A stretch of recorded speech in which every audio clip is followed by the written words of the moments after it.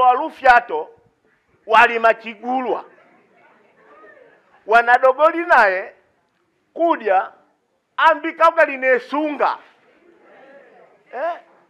kabadilisha kidogo nhoko we yangu tuichague Chama cha Mapinduzi. Ndicho chama pekee Tanzania.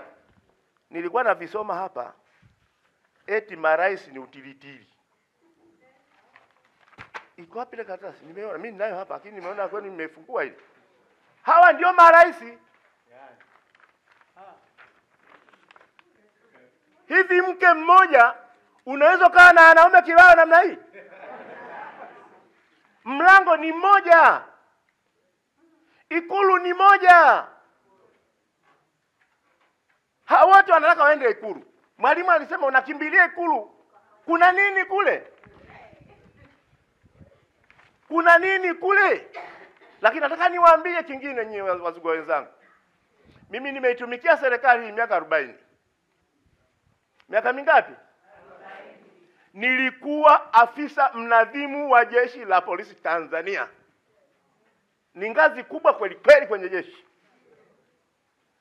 Pale nilikuwa na katiba zao zile za vyama vyao vile.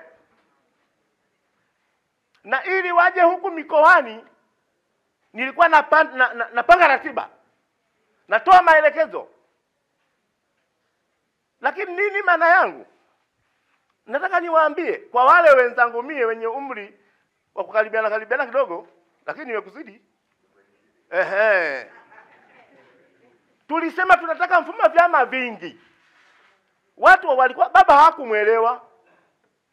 Tunataka mfumo wa vyama vingi. Nilishiriki Lumumba pale.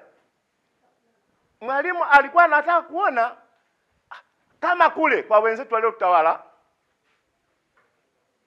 Maana kule mpaka leo wakati wa uchaguzi ni vyama viwili tu. Sasa mwalimu akasema, mimi sijatarajia hili. Kama kweli mnataka kushindana CCM, fanyeni utaratibu mzuri. Sasa mke mmoja, wanaume utilitili. Haiwezekani. Na Ikulu hakuna biashara. Ikulu ni matatizo. Hulali. Watu wanaacha kazi zao sasa, kila mtu anakimbilia Ikulu. Kwa mtaji huu wa utilitili huu,